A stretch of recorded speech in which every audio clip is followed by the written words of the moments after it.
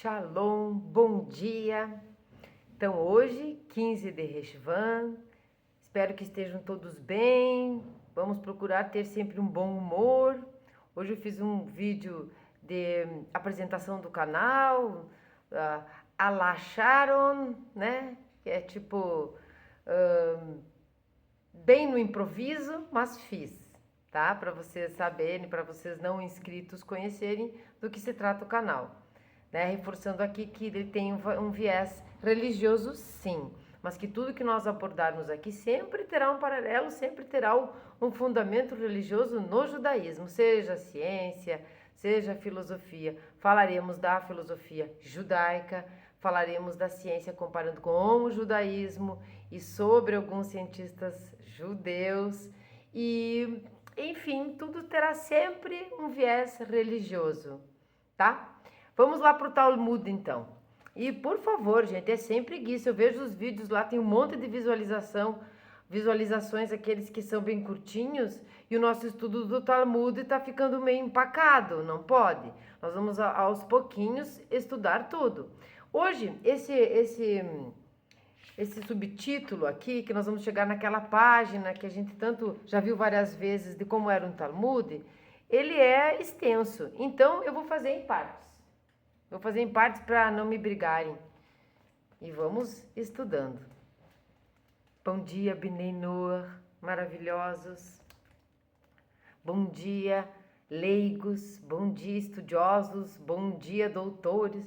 Bom dia, quem quer que seja, que queira assistir. Nós estamos aqui para conhecer e aprender.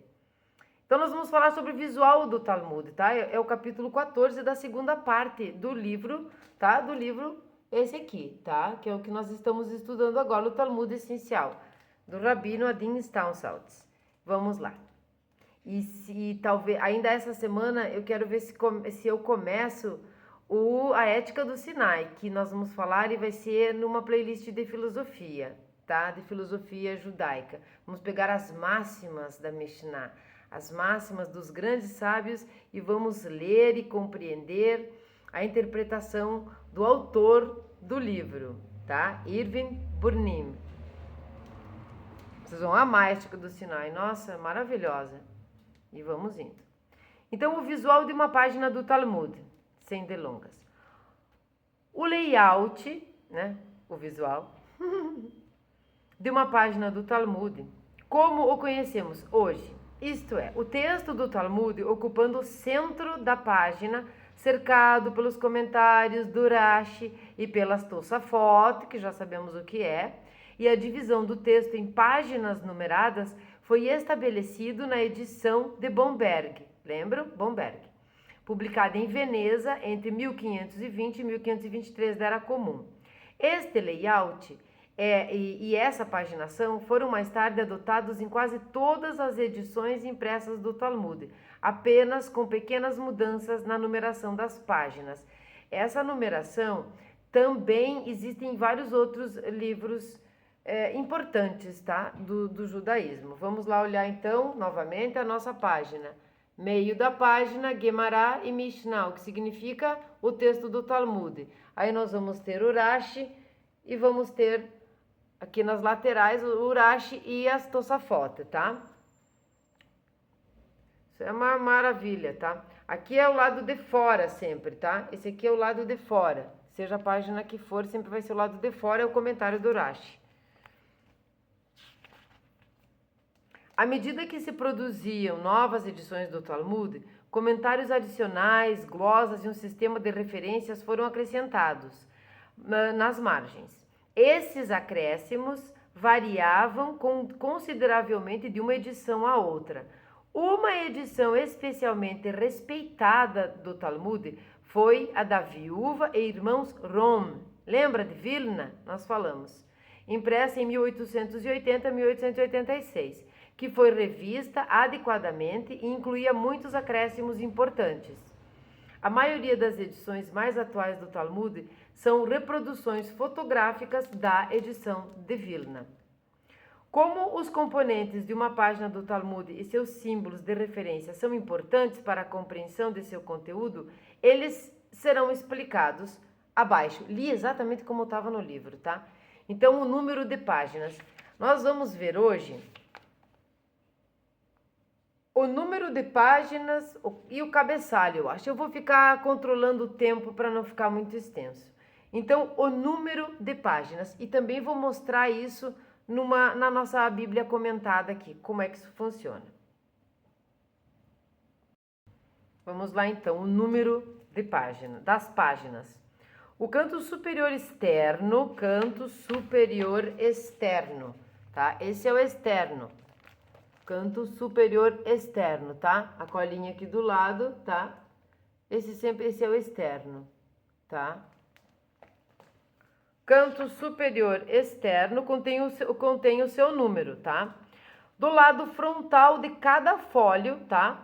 Fólio é a folha, tá? De papel, que inclui o anverso e o verso, tá? Fólio é os dois lados, tá? Ou seja, a página da frente e de trás. O anverso é o lado A, tá? O número aparece em uma forma hebraica, utilizando as letras do alfabeto para representar os numerais. No canto superior esquerdo, então aqui vai ter a letra hebraica representando o numeral. E aqui agora, no esquerdo, onde é que estamos aqui? Me perdi aqui, tá? No lado esquerdo. No outro lado do fólio, no verso, no lado B, tá? No canto superior direito, o externo, encontra-se o número de página em numerais arábicos, tá? Nos nossos, e não em letras hebraicas. A numeração em letras hebraicas refere-se aos dois lados. Quer dizer, se tiver um Aleph, tá? Nesse lado aqui, nesse lado, por exemplo, da página, no outro lado será um Aleph também, que vai corresponder a 1, tá? Ou seja, as duas páginas do fólio. A numeração em algarismos arábicos corresponde a cada página normalmente. Alguns livros hoje, judaicos, você vai encontrar assim também. Você vai ter Aleph e Aleph, mas contando 1, mas numa numeração arábica vai ter 1, 2. Então, você vai olhar lá no fim, vai ter 1000 páginas, mas na verdade eram 500 correspondente ao hebraico. Assim, os numerais arábicos são o dobro do número do fólio em letras hebraicas. Não precisava nem ter dito isso, que era só ler aqui. Na verdade, nas referências ao Talmud, os numerais arábicos são geralmente ignorados, nem se dá bola. E é verdade, viu? Quando a gente está lendo, a gente nem vê quantas páginas que tem, a gente vai na ordem do numeral hebraico. A página dupla é a unidade na qual se baseia a numeração dos tratados talmúdicos. Os números de fólio referidos em cada tratado sempre começam com a letra Bet, tá? Isto é, página dupla 2, já que a página dupla 1, né, ou da página título do trabalho. Isso como nos trabalhos que a gente faz, né? Quando tem o título, não vai página.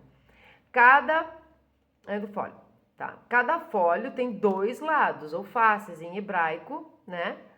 A primeira face é chamada de Amud, que é o Aleph, tá? O lado A. E a segunda, o verso do fólio, é chamada de Amub, Bet. Amub, Aleph e Amub, Bet, que é o lado B. Como acima mencionado, a numeração hebraica do fólio é impressa do lado A, tá? E o numeral arábico do lado B. A prática padrão para citar uma página do Talmud é referir-se ao nome do tratado, o número do fólio. Então, aqui tem uma nota do editor, ó. A cada letra do alfabeto hebraico equivale um valor numérico. Depois nós vamos mostrar o quadro aqui, como é, para quem não conhece o alfabeto hebraico. E a página. Uma página de exemplo seria citada na seguinte maneira, por exemplo, Megillah Daf. Aqui a gente tem, ó, tá? Megillah Daf, por exemplo. Aqui nós temos um Kaf e um Rei, tá? Amub Aleph, tá? Porque é no hebraico. Ou Megillah 27. 25A, porque aqui é 25 e aqui o Aleph corresponde a A. Fica assim. Quem já leu o Zohar vai ver que tem essas numerações. Às vezes era usado um sistema de notação diferente para identificar os dois lados. Um ponto, em seguida o número, o folio indica o lado, o lado A. E 2 pontos indica o lado B. Aqui embaixo, ó. Então, quando tiver um ponto, vai significar o lado A. Quando tiver 2 pontos, vai significar o lado B.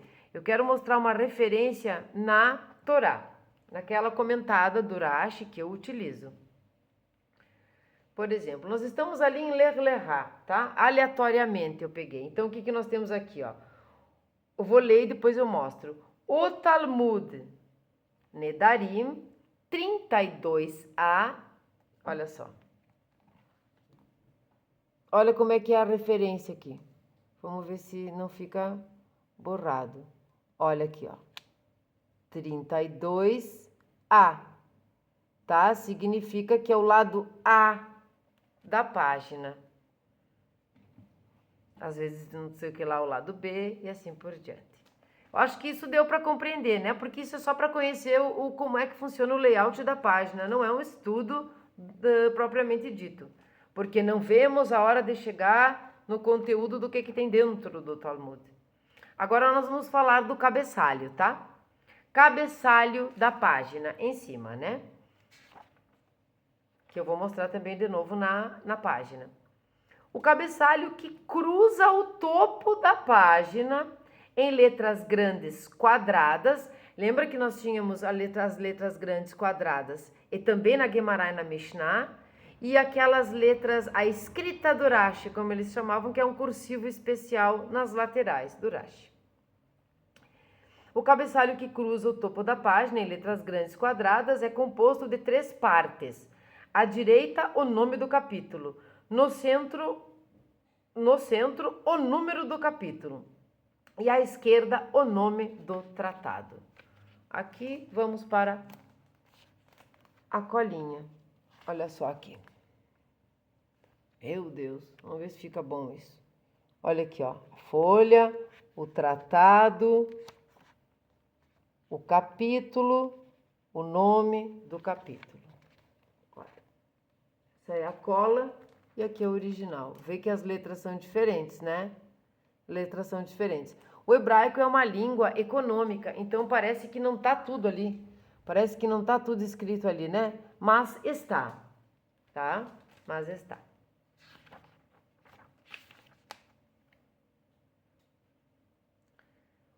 O cabeçalho completo na imagem da página, tá? Que nós vamos mostrar aqui, é lido assim. O nome do capítulo, Elu Metziot. Quero que vocês vejam aqui, ó. Tá? Não sabe hebraico ainda, mas vai aprender. Aqui, ó, tá escrito Elu Metziot. Tá? Essas 2 palavrinhas aqui.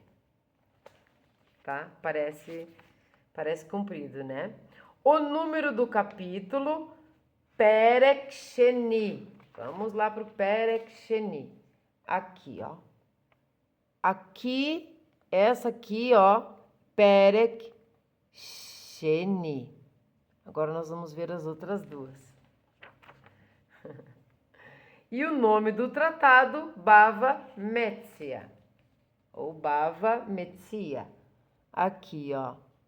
Bava Metzia. Lembrando que hebraico se lê da direita para a esquerda. O cabeçalho da página e seu formato também são uma tradição que remonta às primeiras edições impressas. Na maioria das fontes em manuscrito, antes do advento da imprensa, a única maneira de se referir às passagens do Talmud era dar o nome do capítulo que continha aquela passagem. E no caso da Mishnah, o número do capítulo e do parágrafo dentro dele. Os capítulos eram usualmente intitulados com suas primeiras palavras e apenas uns poucos capítulos receberam nomes que indicam o seu conteúdo. tá? Mas agora aqui eu vou mostrar aqui para vocês que tá aqui no livro também, a cada letra do alfabeto hebraico equivale um valor numérico. Isso muito utilizado, isso totalmente utilizado na Kabbalah, tá? Aqui eles começaram da esquerda para a direita para ficar fácil para quem tá olhando, mas é o contrário, tá? Começa aqui, sempre na direita. O Aleph, por exemplo, vai valer 1, mas esse não é o nome do número 1. O nome do número 1 é Errad. Por isso nós falamos o Shmo Errad. Adukai Eloheinu, Adonai. Adukai Errad. Tá? Agora, então, a gente vai poder falar aqui do texto. Vamos falar do texto da Mishnah. O texto do Talmud, a Mishnah e a Gemara. O texto principal da Mishnah e da Gemara é apresentado no centro da página na tradicional tipologia quadrada. Já falamos. Até nem foi hoje, já falamos várias vezes. A versão do Talmud de que dispomos é principalmente a do Rashi, que é o Rabi Salomão ben Isaac. Eu li como está, tá? Shlomo ben Yitzhak de Troyes, que é 1040 a 1105, da Era Comum, ou Rashi. Ele mesmo estudou e comparou o grande número de manuscritos do Talmud, e muitas de suas emendas foram mais tarde incluídas no próprio texto. Embora, atualmente, como resultado de uma edição ulterior, algumas delas possam parecer supérfluas e incompreensíveis. Lembra da dinâmica, né? Dinâmica da vida, da história, do tempo. Estamos falando de leis aqui, né? Ocasionalmente, os autores das Tosafot, eu vou falar só mais uma vez o que é os acréscimos, tá? Nós já sabemos. Defendiam um texto anterior às mudanças do Rashi, tá? O texto em nossas mãos foi editado também pelo Rabi Salomão Luria, o Maharshal. Isso é 1510, 1574. Muitas de suas correções foram incluídas nas versões padrão impressas no texto, mas sem qualquer indicação de que eram emendas.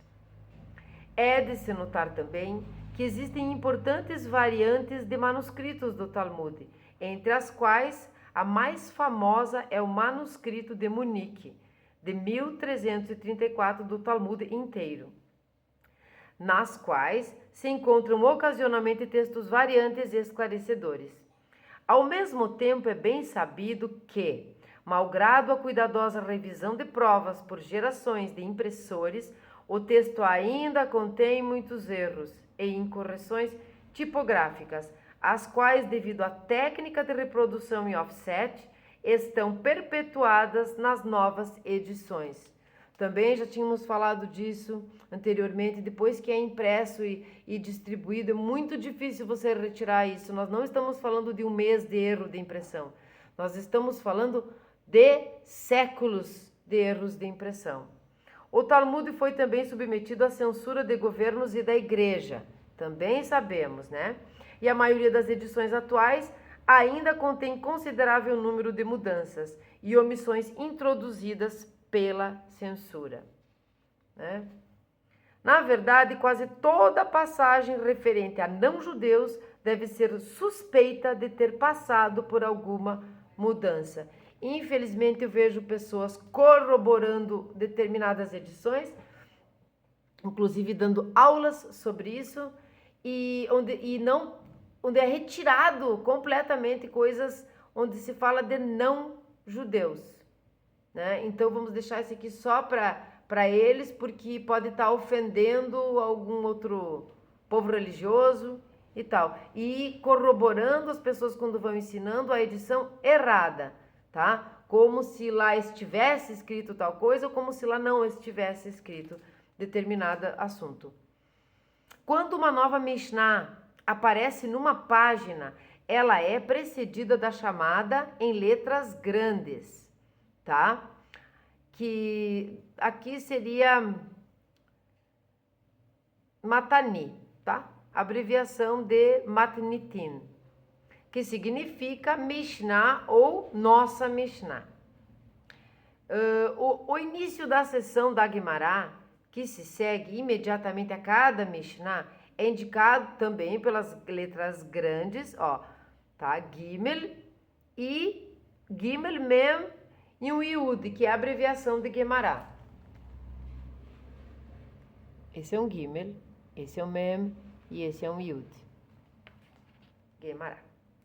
Nas edições do Talmud que possuímos, o texto da Gemara é apresentado após cada Mishnah individual. Em muitos manuscritos e em muitas edições do Talmud de Jerusalém, todas as passagens da Mishnah são apresentadas juntas no início de cada capítulo. A divisão das passagens da Mishnah, como citadas no Talmud, não é idêntica às edições separadas da Mishnah, e em certos lugares o texto é um pouco diferente. Eu dei uns pauses aqui porque estamos com barulho, né? Estamos com barulho. Raash. Raash é barulho. Acho que tá aí a palavra que eu vou falar no short hoje. Raash. Quando a gente tem um ai, deixa eu explicar isso, depois vai ter a palavra lá. Quando a gente tem um ai no meio, isso é muito conservado pelos árabes. O povo de Israel, ou mais os judeus, ou aquelas pessoas que falam hebraico mesmo, acaba falando Raash,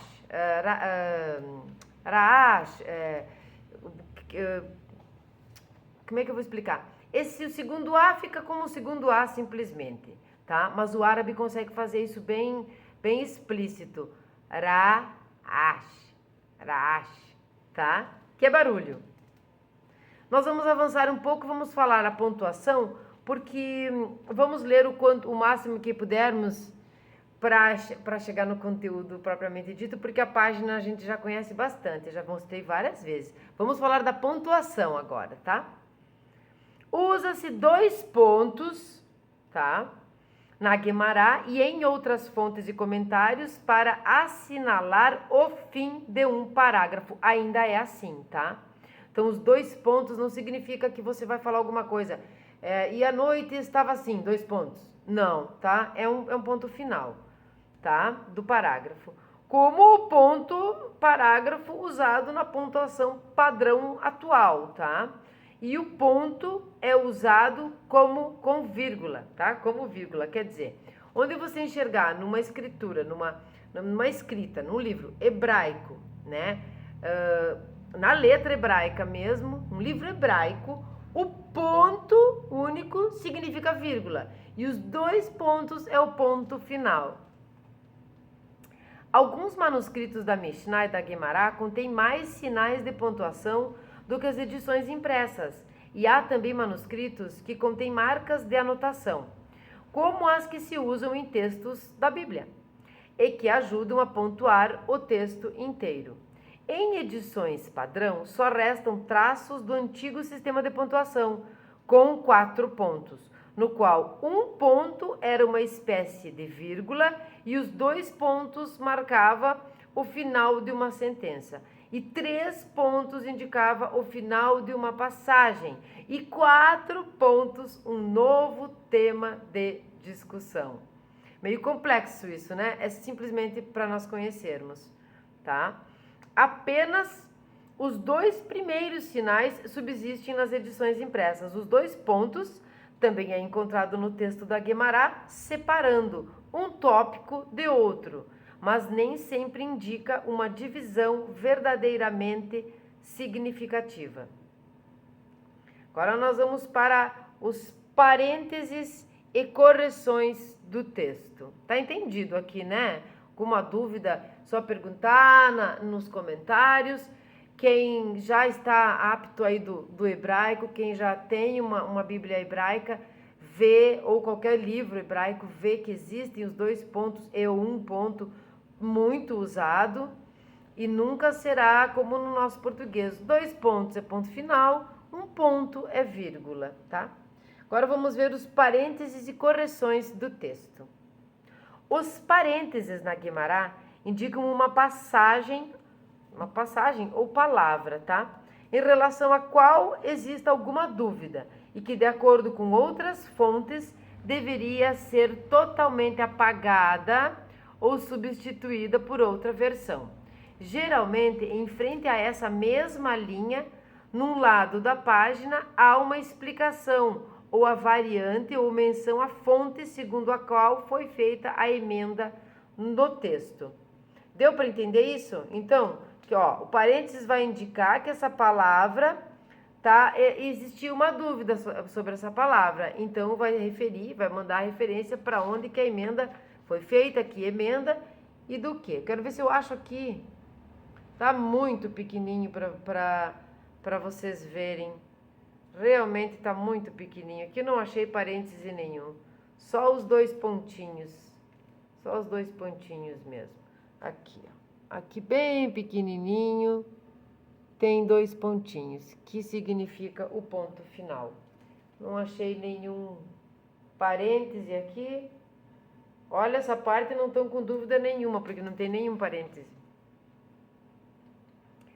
Colchetes, né? Colchetes, na Guemará, indicam um acréscimo ao texto, ou de acordo com o manuscrito, ou de outra fonte. Então, vamos ver se a gente acha aqui alguma chave. Essa página aqui do Talmud está perfeita, não tem colchete, não tem parêntese para me mostrar, não tem nada, tá perfeita. Ocasionalmente, num lado da página e em frente à linha em questão, há também uma explicação da fonte do acréscimo. Às vezes, colchetes seguem-se a parênteses, quando se propõe a apagar uma variante e substituí-la por outra. Aqui,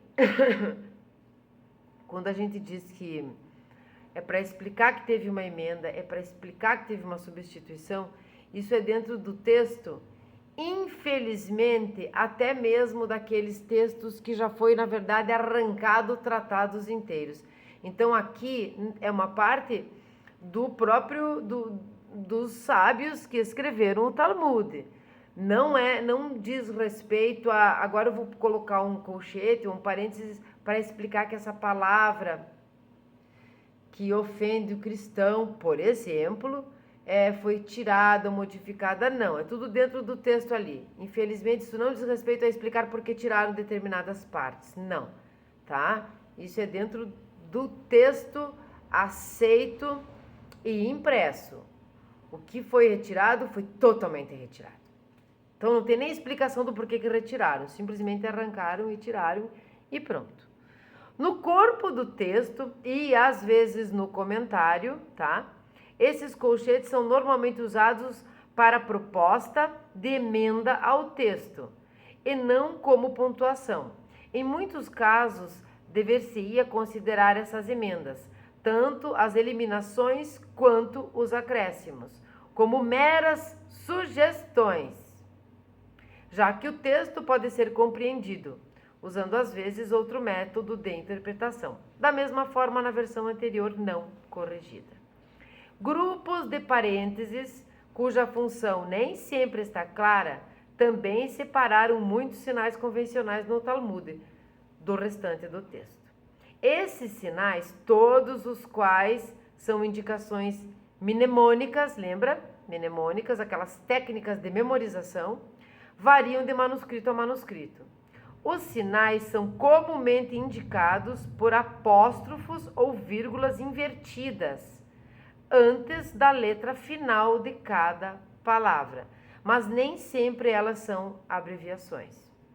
O significado dos sinais tampouco é muito claro. A maioria dos comentadores os ignoram e muitos deles contêm erros de impressão.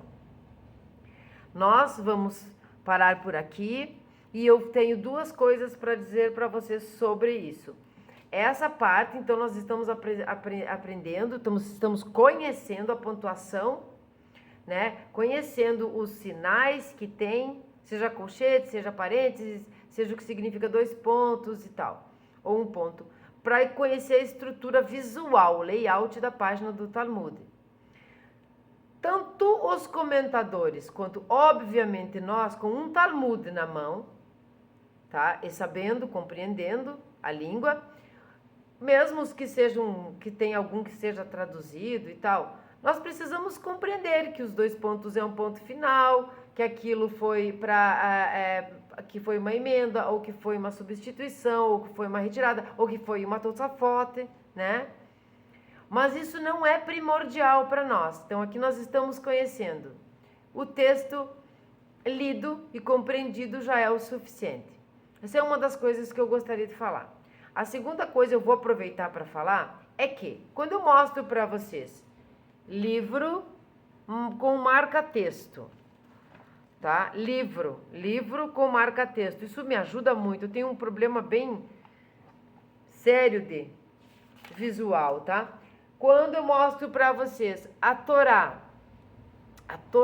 comentada do Rashi, com os comentários com marca-texto e com marca-texto no texto, significa que eu estou estudando. Agora, quando? Deixa eu buscar minha Bíblia. Busquei minha Bíblia. Agora, quando eu estou lendo, tá? A Bíblia, veja, é corrido. Aqui dá para enxergar bem os pontos, dá para enxergar. Olha aqui 2 pontos aqui no finalzinho. Olha aqui, ó. Aqui tem 2 pontos. Aqui é um final, ó, né? Final. A letra grande aqui, as letras grandes aqui em hebraico vai significar o capítulo, tá? E as pequenininhas o versículo. Por que eu estou mostrando isso? Porque em Bíblia não se põe marca-texto, tá? Não se marca nada, né? Nessa aqui, crua, purinha, não se põe. Aquela ali é de estudo. Outra coisa, se você tem essa Bíblia, tá? Ou qualquer outra, mas hebraica, você vai compreender que não existem subtítulos. Então, se você está aqui no canal, querido, amado, bem-vindos todos, mas você tem uma Bíblia que é cristã, seja católica, seja evangélica, que é cristã, você vai enxergar subtítulos. Não existe, tá? Não estou falando do Novo Testamento porque este não nos interessa no estudo. Nunca será falado do Novo Testamento aqui. Ele não existe para o judaísmo, tá? Nunca existirá. E nem nunca existiu. Então, nós estamos falando da Torá e do Tanar, com os escritos, os provérbios e os profetas. E a Torá. Não existem subtítulos. A Torá em si é um rolo contínuo de palavras o tempo todo, sem nada.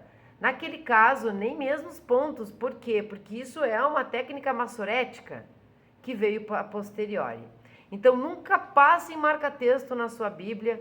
Se você tem uma Bíblia com subtítulos, enterra essa Bíblia, não joga no lixo, não dá para ninguém, não difunda um ensinamento errado, uma escritura errada e deturpada e adulterada, e compre uma Bíblia que seja corrida. Não existem subtítulos em Bíblia. Até porque esse sistema, também embutindo no próprio sistema o dogma da igreja, da católica ou da religião cristã, faz com que o fiel, seja lá o nome que se dê, pega lá, tem um subtítulo. O subtítulo, eu nem sei os subtítulos quais são, mas enfim, tem lá um subtítulo, começa a ler dali. Não existe isso, tá? Toda a Torá, ela é feita unicamente num rolo contínuo. O rolo da Torá, que é desenrolado, um lado vai ser lido na sinagoga, fechado e assim por diante. Sem ponto, sem vírgula, sem subtítulo, ok? Estamos entendidos, né? Agora nós vamos ler o Salmo do dia 15. E vou dizer para vocês onde é que nós paramos. Eu fui legal, ó. 34 minutos, eu não quero que vocês me odeiem, quero que vocês me amem. Olha aqui. Nós fizemos aqui a pontuação e falamos dos parênteses, tá vendo? Aí, amanhã, provavelmente, eu quero ver se eu gravo todos os dias da semana para nós terminarmos essa parte. A gente vai falar do comentário do Rashi, nós vamos falar dos acréscimos, das palavras, tá? E penso eu que será esse aqui dividido em 3 ou 4, para não ficarem longos. Então, falamos de pontuação, sabemos que 2 pontos é um ponto e 1 ponto é vírgula. Sabemos que isso é massorético, é um sistema massorético de pontuação. Já sabemos os parentes e os colchetes, que vão dizer respeito a acréscimos que foram feitos, ou a retiradas, ou a substituições por outros termos. Já sabemos isso. Já sabemos também que Ra'ash é barulho, agora é trovão. Agora pode, porque é de Deus, é trovão. Antes não era, antes era de gente mesmo. Daí não pode. Barulho de gente não pode, pode só de cachorro, de bicho, né? E de Deus. Agora nós vamos ler o Salmo 15. Então, gente, se não se inscreveram, se inscrevam, curtem, comentem. Eu estou amando estar aqui. Comentem se vocês estão gostando. E intercalado aos nossos estudos longos de livros como esse, que é para nos mostrar a estrutura e o conteúdo que tinha a maior lei oral de todas, que é o Talmud. Não existe manual nenhum melhor para compreender o manual escrito. O manual que Deus nos deu é a Torá. O manual que os homens conseguiram retirar da Torá tudo que estava lá é o Talmud. É o manual para nós compreendermos a Torá e colocarmos na nossa vida. Tá? Então, intercalado a esses estudos longos, nós vamos ter vídeos de outros assuntos dentro do judaísmo. Acredito que alguma coisa da Paraxá, não vou nominar nem numerar as Paraxás porque eu não estou em ordem, não consigo gravar todos os dias. Nós vamos falar de passagens de uma Paraxá, de outra, tá? E também sobre traduções duvidosas. Essa tem uma aí que eu tô bem louca já para colocar no canal. Paz. Precisamos de paz. Vamos ler os salmos. E eu digo tchau para vocês. Boker Tov, Shalom. Um salmo de David. Ó Eterno, quem habitará em teu tabernáculo e quem ascenderá a teu sagrado monte? Aquele cujo caminho é de retidão, que prima pela justiça, cujo coração se rende à verdade, que não tem calúnia em sua língua, que jamais praticou o mal contra seu companheiro, nem causou vergonha a seu próximo. O malévolo lhe é repulsivo, mas aos tementes a Deus concede honra. Não anula um juramento, mesmo quando lhe é danoso. Nunca emprestou seu dinheiro a juros, nem aceitou suborno contra o inocente. Quem desta forma se comporta, jamais sucumbirá. Shalom.